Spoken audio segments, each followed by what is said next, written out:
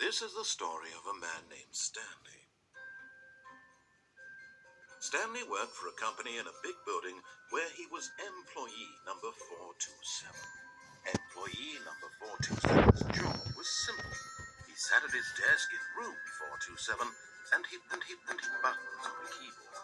Orders came to him through a monitor on his desk, telling him what buttons to push, how long to push them, and in what order. This is what employee 427 did every day of every month of every year. And although others might have considered it soul-winning, Stanley relished every moment that the orders came in, as though he had been made exactly for this job. And Stanley was happy. And then one day, something very peculiar happened. Something that would forever change Stanley. Something he would never quite forget. He had been at his desk for nearly an hour when he realized that not one single order had arrived on the monitor for him to follow. No one had showed up to give him instructions, call a meeting, or even say hi. Never in all his years at the company had this happened, this complete isolation. Something was very clearly wrong. Shocked, frozen solid, Stanley found himself unable to move for the longest time. But as he came to his wits and regained his senses, he got up from his desk and stepped out of his office.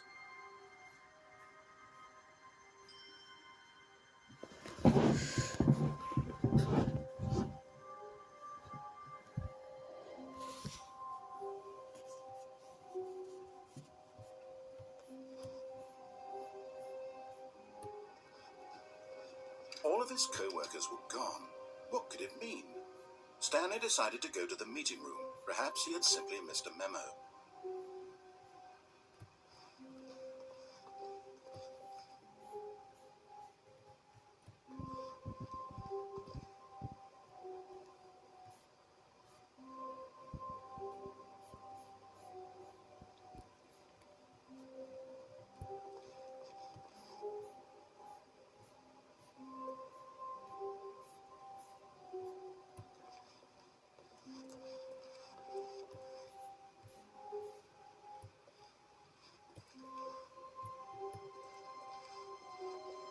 When Stanley came to a set of 2 open doors, he entered the door on his left.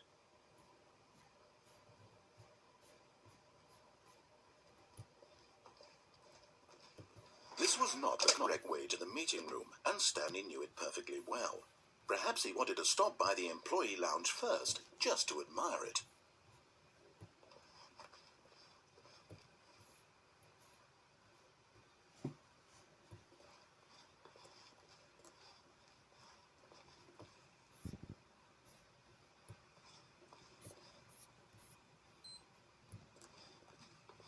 Ah, yes, truly a room worth admiring.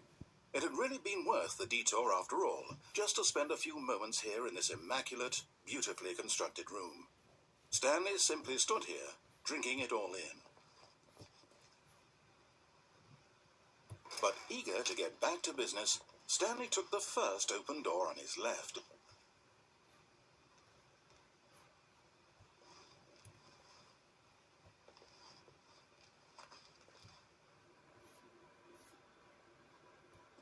Stanley was so bad at following directions, it's incredible he wasn't fired years ago.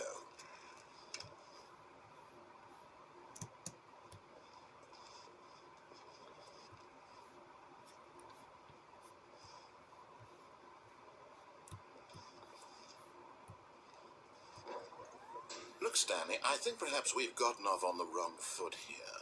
I'm not your enemy, really, I'm not. I realize that investing your trust in someone else can be difficult, but the fact is that the story has been about nothing but you all this time. There's someone you've been neglecting, Stanley. Someone you've... What? Really?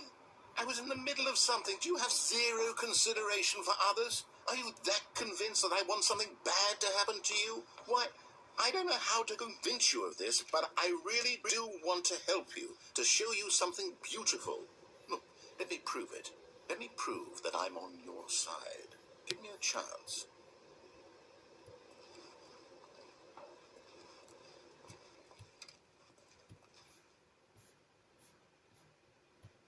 Now listen carefully, this is important.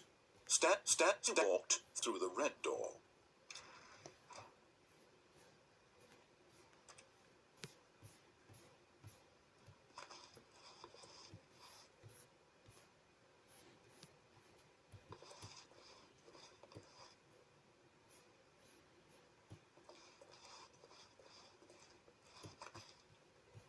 Aha, perhaps you misunderstood.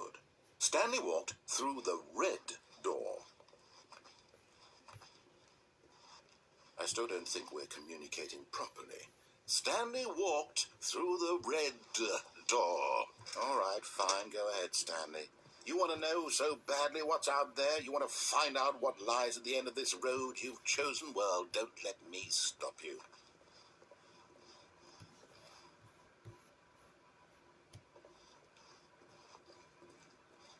You see, there's nothing here. I haven't even finished building this section of the map, because you were never supposed to be here in the first place. Broken rooms, exposed developer textures. Is this what you had wanted? Was it worth ruining the entire story I had written out specifically for you? Do you not think I put a lot of time into that? Because I did.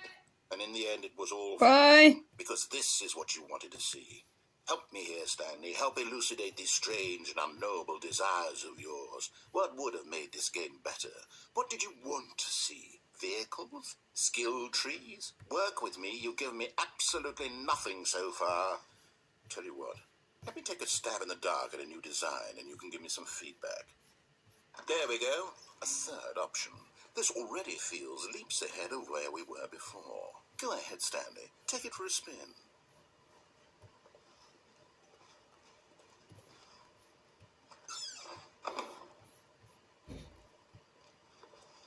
Okay, I'm going to stop you there. Now, tell me about your experience with this new version. Would you say that the game benefited from allowing you more choices? Feel free to be honest. I'm looking for some real critical feedback here.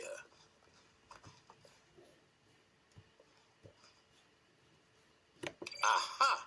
You see, I knew I was onto something. Where do these flashes of inspiration come from? How did I know the game needed a third door? Well, it's instinct mostly, a calling in your gut. I really couldn't say where the idea came from, except that I felt it in my soul. You can't teach that, Stanley. Don't even try. Here, based on the data from your previous playthrough, I've compiled a new version. And to be perfectly candid, I think I've knocked it out of the park with this one. Let's take a look.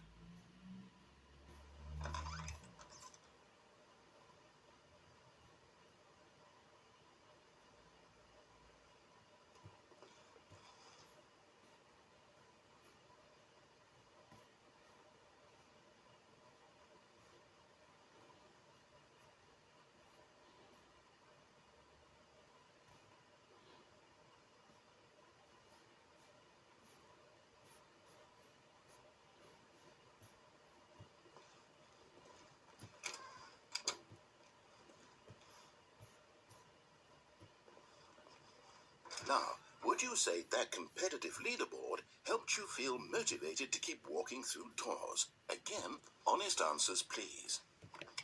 Hey, I nearly forgot. I've got a prototype of a new game I've been working on, and now would be a lovely opportunity to give it some playtesting. You wouldn't mind taking a look at it, would you? Perfect. Let me boot it up.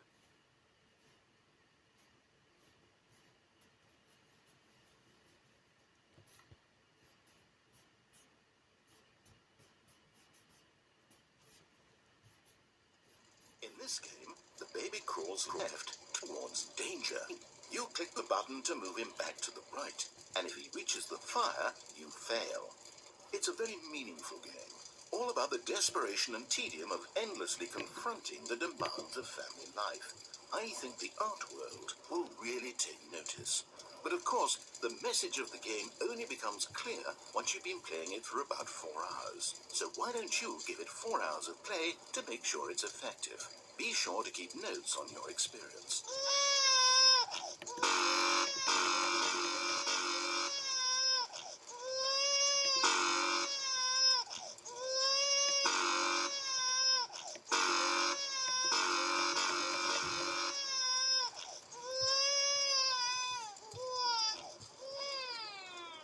You heartless bastard. Did you do it because you hate babies or purely to spite me? Because if it's the latter, well, I don't know what to do. I'm completely out of ideas. I can't think of a single thing that might improve the experience for me. I'm not even going to try. I'm out, I'm done. It's over. Thank you for playing. Your input was extremely valuable. Oh, hey, since my game was so awful, why don't we play someone else's game, just to ease the pain? Let's see. What do we have here? Yes, this seems like it'll work. Let's give it a shot.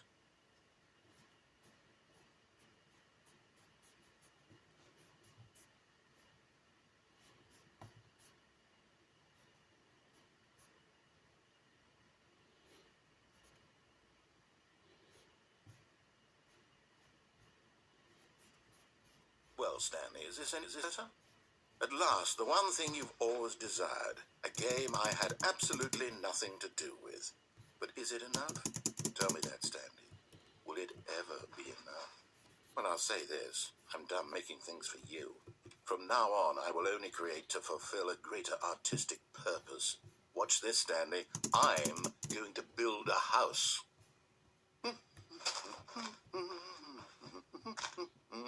This will go here, no, here, and then...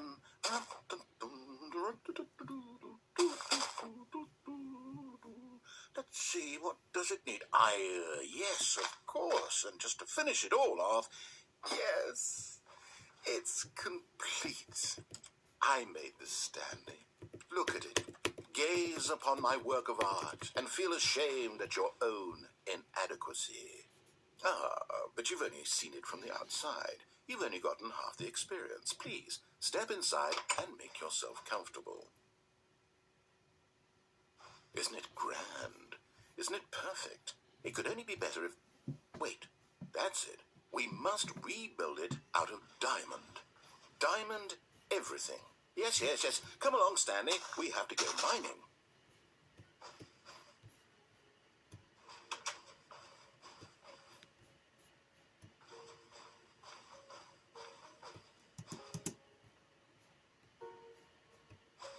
Achievement unlocked. You can't jump.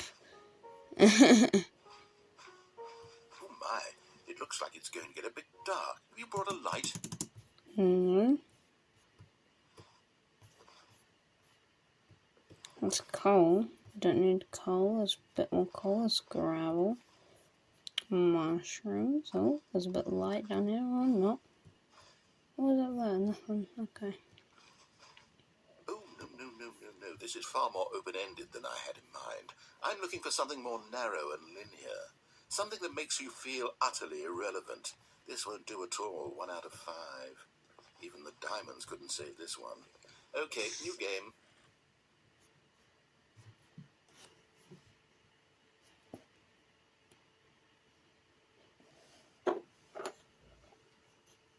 Don't tell him I had diamonds all along.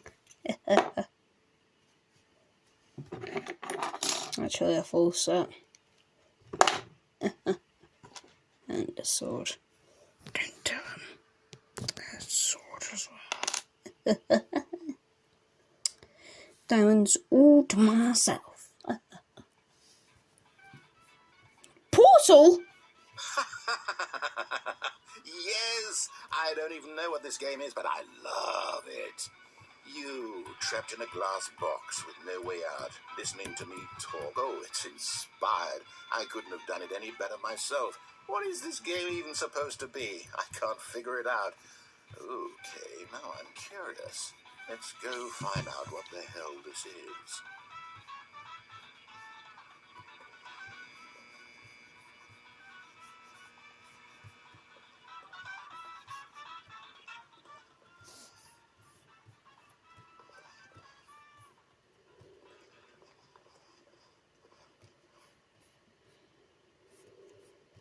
Oh, it's a puzzle. Critical thinking, Stanley. Your forte.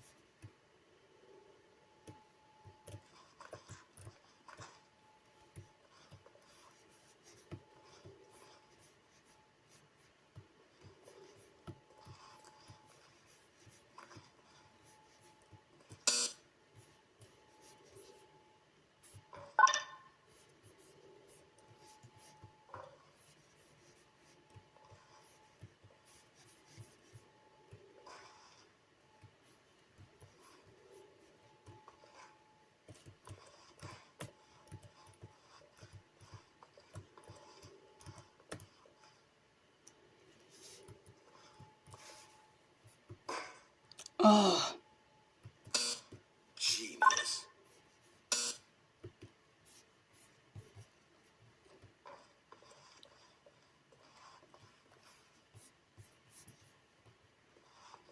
No, actually, you know what? I think that's plenty.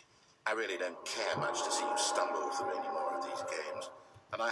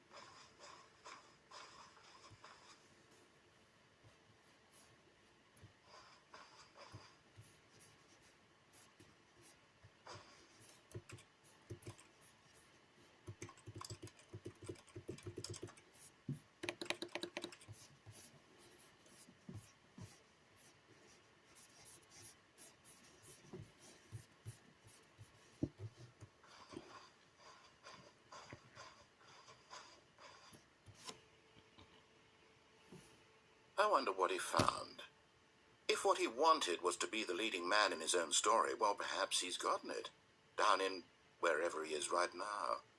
I wonder if he's happy with his choice, and if he's learned the heavy cost that comes with it. He'll understand soon what I was trying to tell him. He needs me. Someone who will wrap everything up at the end, to make sense out of the chaos and the fear and the confusion. That's who I am. That is what I mean to this world. Oh, yes. Yes, I'll be back. There's no other way. Once this ends, after it all comes to a close, then I'll be back. The end will be here soon. Very soon. I can wait.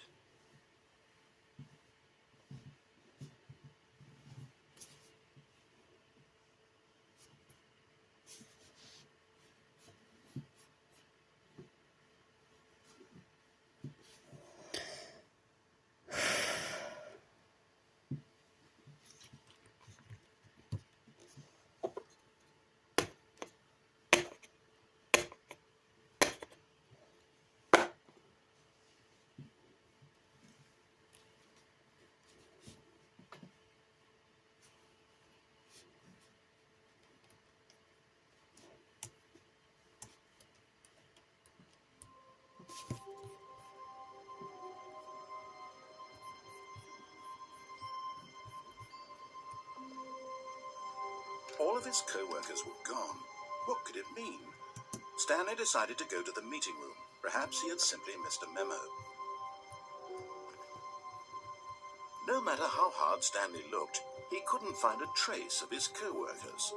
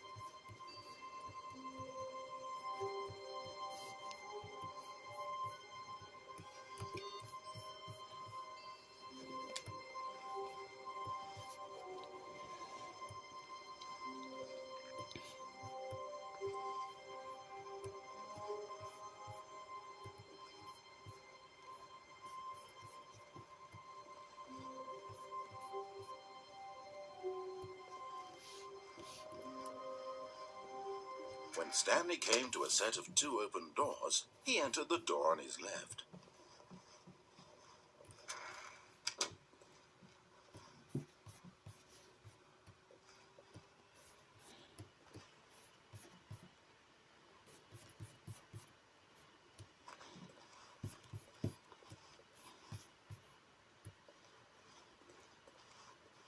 Yet there was not a single person here either. Feeling a wave of disbelief, Stanley decided to go up to his boss's office, hoping he might find an answer there.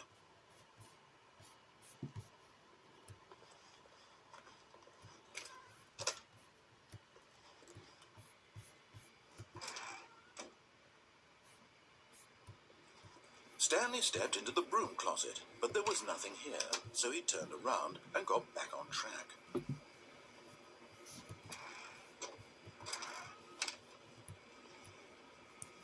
There was nothing here.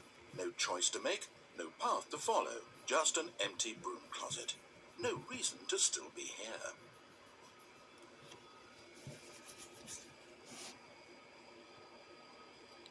baffling that Stanley was still just sitting in the broom closet.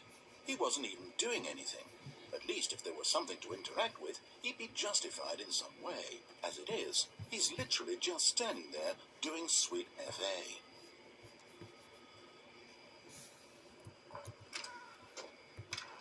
Are you really still in the broom closet? Standing around doing nothing? Why? Please offer me some explanation here. I'm genuinely confused.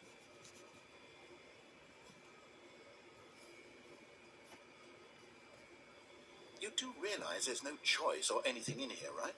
If I'd said Stanley walked past the broom closet, at least you would have had a reason for exploring it to find out. But it didn't even occur to me because literally this closet is of absolutely no significance to the story whatsoever. I never would have thought to mention it.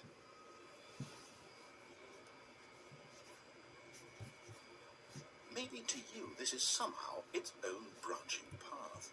Maybe when you go talk about this with your friend, you'll say, "Oh, did you get the broom closet ending? The broom closet ending was my favourite." I hope your friends find this concerning.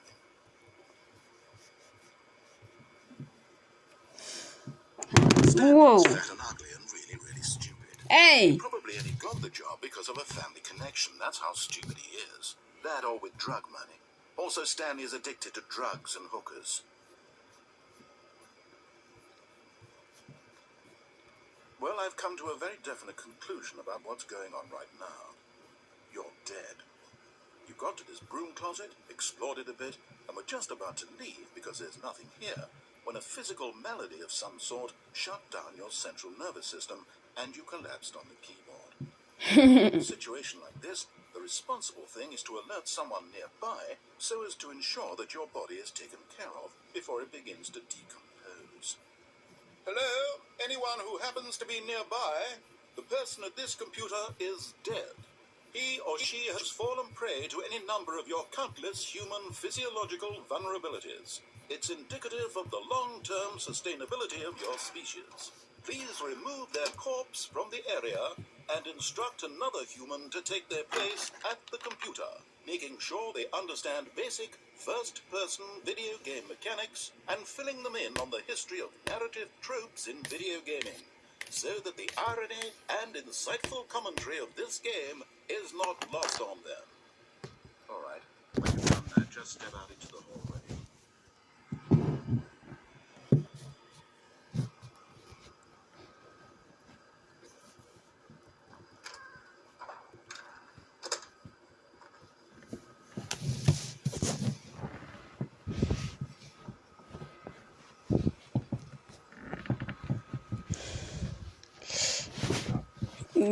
Okay, I'm getting some so that you, the person watching, can see.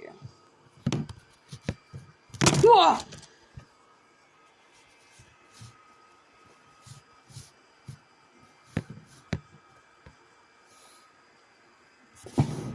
That's better. I do not have to lay a single hand on you.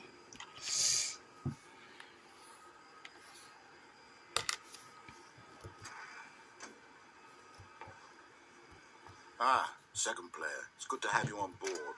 I guarantee you can't do any worse than the person who came before you.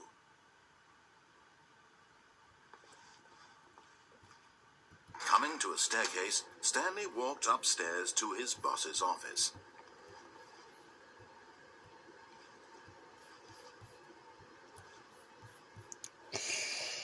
No.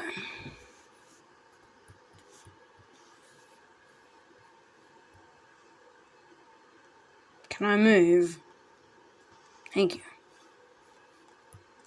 Oh, I'm lagging here. Whoa. But Stanley just couldn't do it. He considered the possibility of facing his boss, admitting he had left his post during work hours. He might be fired for that. And in such a competitive economy, why had he taken that risk? All because he believed everyone had vanished, that his boss would think he was crazy. And then something occurred to Stanley. Maybe, he thought to himself, maybe I am crazy. all of my co-workers blinking mysteriously out of existence in a single moment for no reason at all? None of it made any logical sense. And as Stanley pondered this, he began to make other strange observations. For example, why couldn't he see his feet when he looked down? Why did doors close automatically behind him wherever he went? And for that matter, these rooms were starting to look pretty familiar. Were they simply repeating? No, Stanley said to himself, this is all too strange. This can't be real. And at last, he came to the conclusion that had been on the tip of his tongue. He just hadn't found the words for it. I'm dreaming, he yelled. This is all a dream. Oh, what a relief Stanley felt to have finally found an answer, an explanation. His co-workers weren't actually gone. He wasn't going to lose his job. He wasn't crazy after all. And he thought to himself, I suppose I'll wake up soon. I'll have to go back to my boring real-life job pushing buttons. I may as well enjoy this while I'm still lucid. So, he imagined himself flying and began to gently float above the ground. Then he imagined himself soaring through space on a magical star field, and it too appeared. It was so much fun, and Stanley marveled that he had still not woken up. How was he remaining so lucid?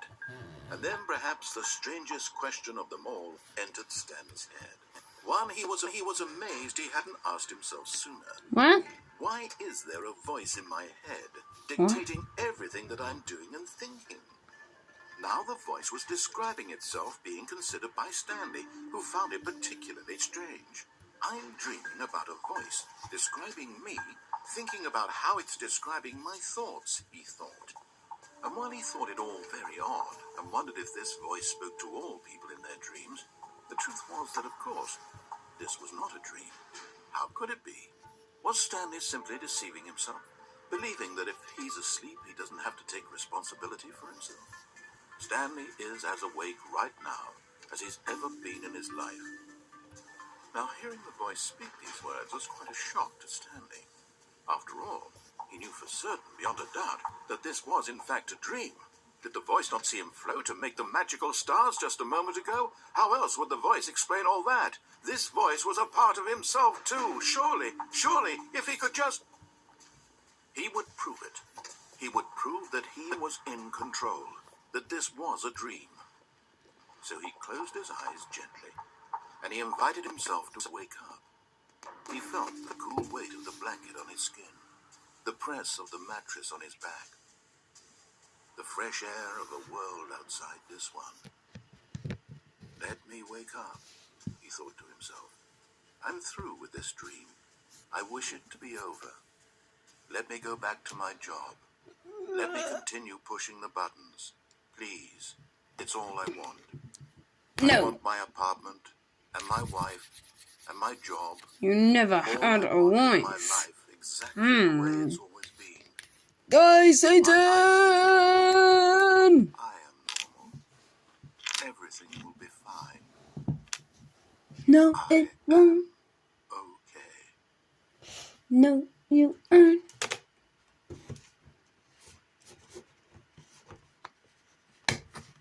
Stanley began screaming. Please, someone, wake me up. My name is Stanley. I have a boss. I have an office. I am real. Please, just someone tell me I am real. I must be real. I must be. Can anyone hear my voice? Who am I? Who am I? And everything went black. He died. He died. Well done. Great game. He died. This is the story of a woman named Mariella. What? Mariella woke up on a day like any other. She arose, got dressed, gathered her Grab some water, belongings, people. and walked to her place of work. But on this particular day, her walk was interrupted by the body of a man who had stumbled through town talking and screaming to himself, and then collapsed dead on the sidewalk. And although she would soon turn to go call for an ambulance, for just a few brief moments, she considered the strange man. He was obviously crazy. This much she knew.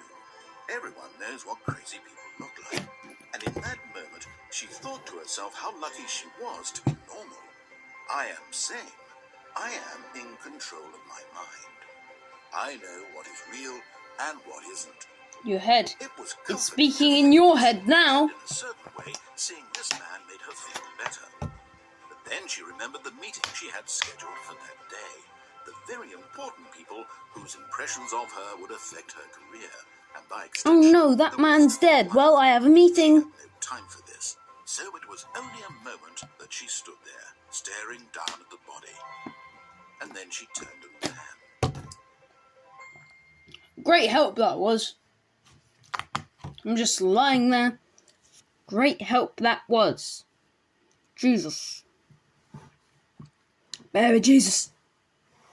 Baby Jesus. Jesus.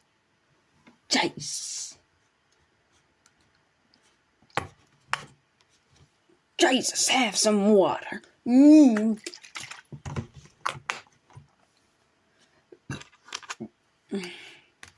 This game is unholy. Game unholy. Game unholy.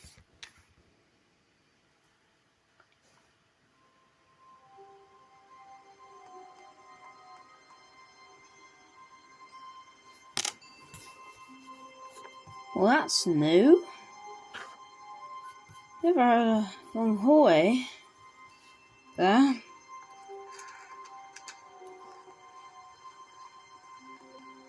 When Stanley came to a set of 2 open doors, he entered the door on his left.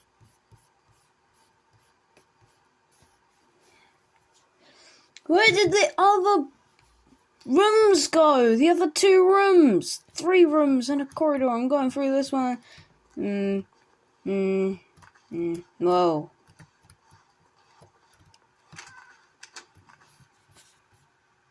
Okay, I'm gonna follow all of the instructions. All of them. Every single one. Instructions mine.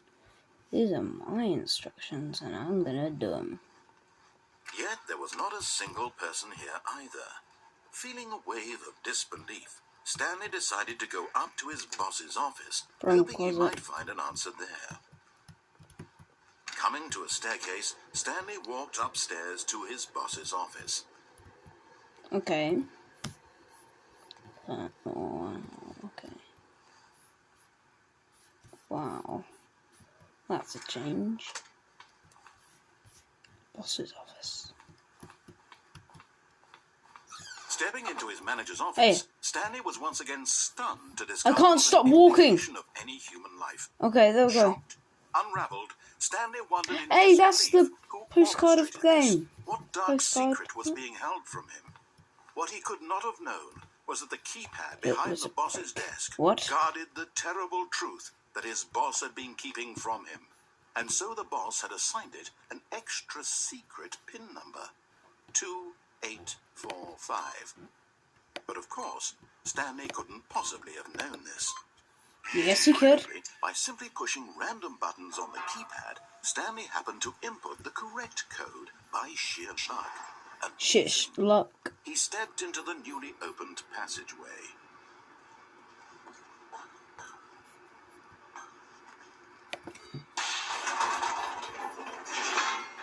That's new. No, I don't want to go down. This is FNAF stuff here. Whoa, whoa, whoa. Holy water on you.